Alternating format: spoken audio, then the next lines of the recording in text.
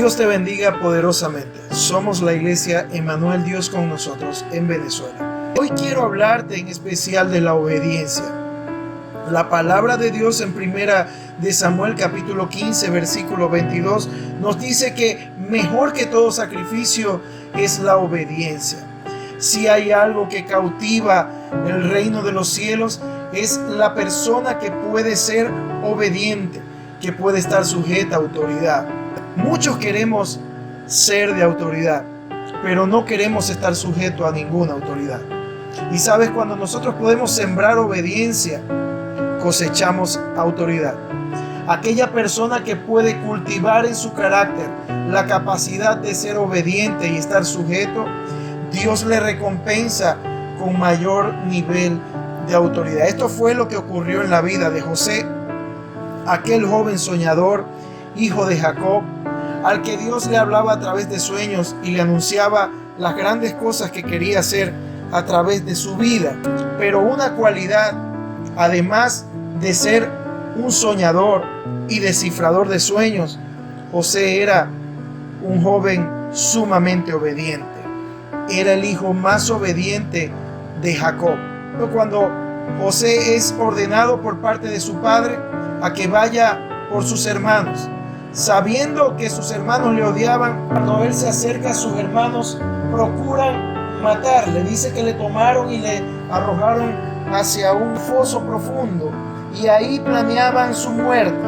Uno de sus hermanos se opone y dice: no podemos matarlo, nuestro padre lo ama profundamente, no es justo que lo matemos. José, estando allí en ese foso, la palabra no relata que se haya quejado de manera alguna. Y luego vemos a José en Génesis 37, cómo es vendido por sus hermanos como un esclavo a unas personas que pasaban por aquel lugar. Es hecho esclavo y sirviente en una casa de un hombre en la nación de Egipto, pero por su obediencia y su capacidad de sujetarse a la autoridad de ese lugar, es hecho la autoridad más grande en esa casa, de esta persona de gran nivel.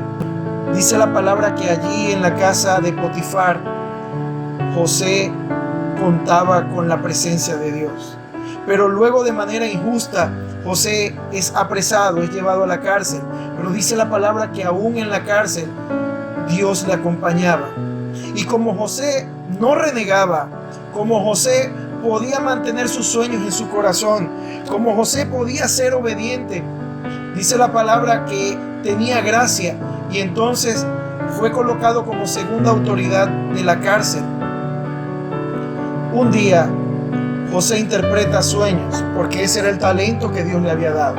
Dios había dado esta bendición a José y él la colocaba al servicio. Interpretó sueños de un copero y de un panadero del rey que estaban hechos presos en aquel lugar. Uno de ellos, cuando ya había sido restituido en sus funciones del palacio, el faraón tiene un sueño a medianoche y no sabe a quién recurrir. Dice la palabra que ninguno de los que le rodeaban pudo descifrar los sueños que el faraón había tenido, pero el copero recordó que un hombre en la cárcel había interpretado un sueño para él. Faraón le manda a llamar y le pide que interprete el sueño que había tenido. Es el sueño de las vacas flacas y las vacas gordas. Usted de seguro lo conoce. José puede identificarse con el sueño del faraón, puede ver lo que el faraón había visto y le dice: claro, yo sé lo que quiere decir. Esto significa que usted va a tener 7 años de abundancia y luego 7 años de escasez.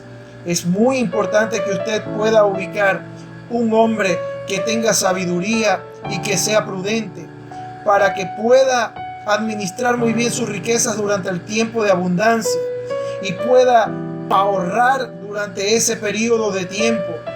Que usted coloque autoridades en cada región, se paguen tributos y le da toda una estrategia para enfrentar los 7 años de austeridad. Esta fue una conversación muy breve entre José y el faraón. José pudo haber sido despachado diciendo: bueno, te mandamos a llamar solo para interpretar sueños. Pero ¿sabe qué? José, durante todo el tiempo de cautividad en la prisión, mientras fue esclavo y mientras estuvo en el foso donde le echaron sus hermanos injustamente, estuvo siendo procesado por el Señor. Él no se quejó, él trabajó con gozo en cada uno de esos espacios. Él fue obediente, él fue sembrando obediencia y sujeción a la autoridad. Qué fácil es ser obediente cuando todo va bien, cuando tu supervisor en tu trabajo te trata bien, cuando eres bien pagado, cuando estás en el ministerio que te agrada, cuando tu pastor te reconoce como a ti te agrada. Pero qué difícil es ser obediente y estar sujeto a autoridad cuando todo parece estar en contra. Era lo que le ocurría a José. Él estaba injustamente en una cárcel, pero fue obediente, pudo permanecer, pudo mantener sus sueños, pudo sujetarse a toda autoridad que Dios permitía durante su vida. Ese tiempo de proceso fue el que le preparó para ese encuentro con el faraón, que apenas fue una reunión de minutos, pero el faraón, dice Génesis capítulo 41, dice el faraón a su siervo: ¿acaso hallaremos a otro hombre como este, en quien esté el Espíritu de Dios? Número 1, Faraón no creía en Dios. Faraón creía en otros dioses. Pero la unción que proyectaba José era tan grande después del proceso que había vivido en medio de la cautividad, que el mismo faraón, que no era creyente, pudo percibir la presencia de Dios. Yo te quiero decir que todo este tiempo que has estado en cautividad, Dios está procesando un nivel de unción en tu vida que aún los que no crean, creerán a través de tu testimonio y con tan solo encontrarse en conversación contigo.